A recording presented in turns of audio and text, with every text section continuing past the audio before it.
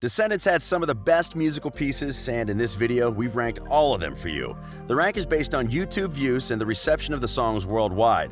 Before we begin, subscribe to Riveted and turn on the notification to get all the updates on all matters Descendants.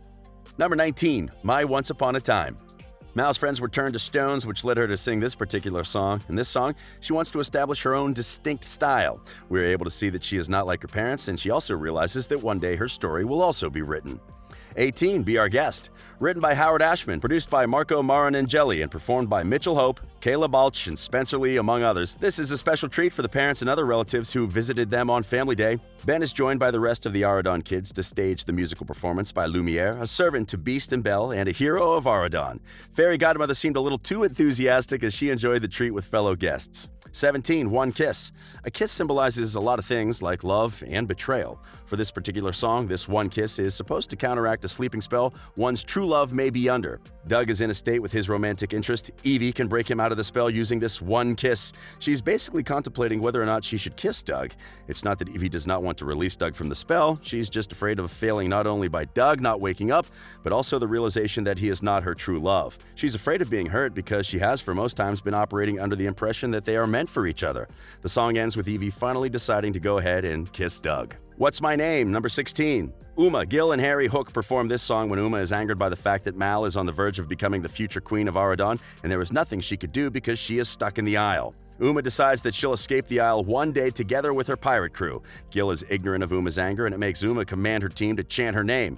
In the song, she states her plan, and Harry joins in singing praises about his captain. Number 15. Did I mention? As the announcer congratulates Fighting Knights after beating their rivals Sherwood Falcons, Ben takes the microphone and gets the crowd to chant Mal's name. Doug gets the band up on their feet as Ben calls for a beat. Ben declares his love for Mal, which makes Mal wonder if the love spell she used was too strong. The moment you get to listen to the song, you cannot help but sing along. At the end of the song, Mal accepts Ben's proposal to be his date at his coronation. It is safe to say the performance was a success. 14. Set It Off. The students of Aradon prep dance and sing to celebrate the good news of Ben being crowned the new king of Aradon. The party is also to celebrate Mal, Ben's girlfriend, who turned her redoubtable mother, Maleficent, into a gecko. Set It Off reflects Rotten to the Core, the opening song of the movie. It is the closing song that is performed by Mal, Ben, and the rest of the Aradon prep students during the post-coronation party. As it comes to an end, Ben and Mal head to the balcony where Mal declares to the people that the story is not yet over. Number 13, Space Between. Mal and Evie return to their hideout after preparing for Ben's rescue. They start singing where Evie seeks to know why Mal tried to keep her feelings hidden. Mal, in her defense, says she did not want to disappoint Evie because Evie loves living in Aradon. They sing about other things, including their friendship, and if Mal decided to stay on the Isle of the Lost, they would still be connected by heart. Well, we know that their friendship is one which can never be broken. 12, If Only. Love sometimes makes us do crazy things when we want to express it. We can go as far as writing a poem, a book, or even a song. In her quest to find a home in Aradon, Mal performs this song to show that she is falling in love with Ben and that she didn't want to return to the Isle of the Lost. The song was written and composed by Pierre Astrom, Nikki Hasman, and Anders Adam. If Only debuted on the Billboard Hot 100 at number 99. The song exhibits elements of bubblegum pop and ballad. It also peaked at number 2 on the Billboard Kid Digital Songs. Do What You Gotta Do, number 11. In this one, Mal and Hades are having it out at each other as Mal tells her father how angry she was at him for not being part of her life. However, Hades tells her that she was better off without him. He goes on to say that by not being there for her, he had given her everything she possibly could have wanted. Alright, we know that what followed was an unbreakable bond between father and daughter. 10. You and Me. The drama between Mal and Ben, including other things, set the bar high in Descendants 2. The song was performed by Dove Cameron, Mitchell Hope, Sophia Carson, Boo Boo Stewart, and Cameron Boyce, which served as its grand finale. Mal learned that she is not just an Aradon girl or a girl from the Isle of Lost, she is both. 9. Evil Like Me. Maleficent, the evil fairy and self-proclaimed mistress of all evil, encourages Mal, her daughter, through this song to be evil.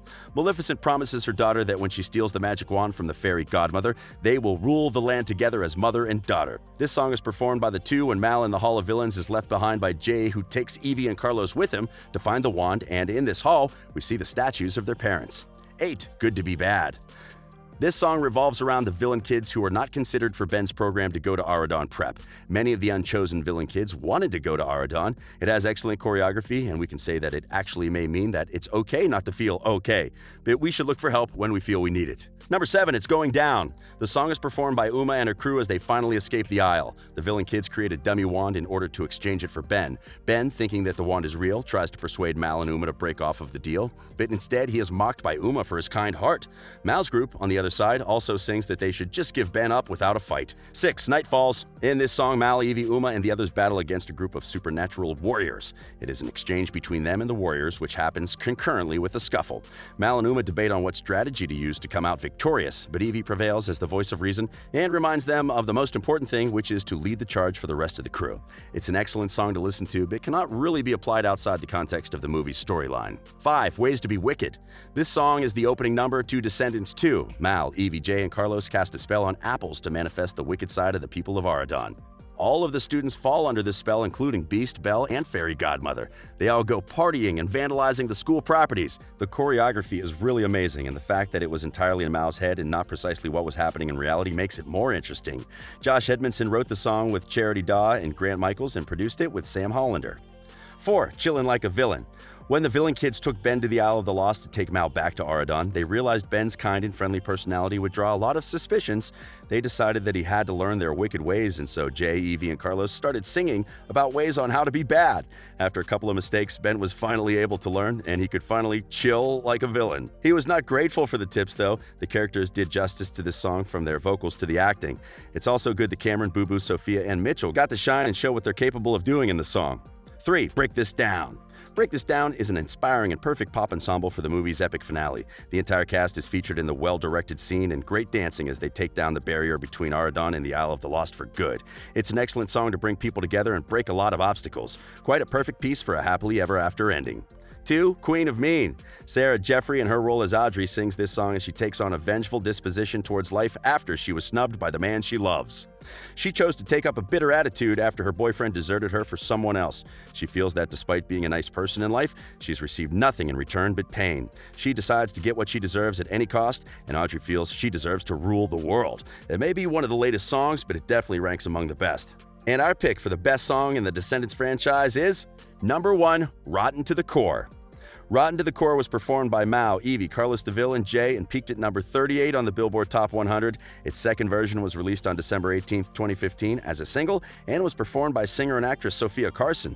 A third version was also recorded by the cast during the D3 rehearsals. The mid-tempo dance pop song received mixed reviews from critics, which Chuck Campbell of Knoxville News Sentinel saying the song is surprisingly bold. Dana of Disney Geek said the song has an addictive melody and good sound effects.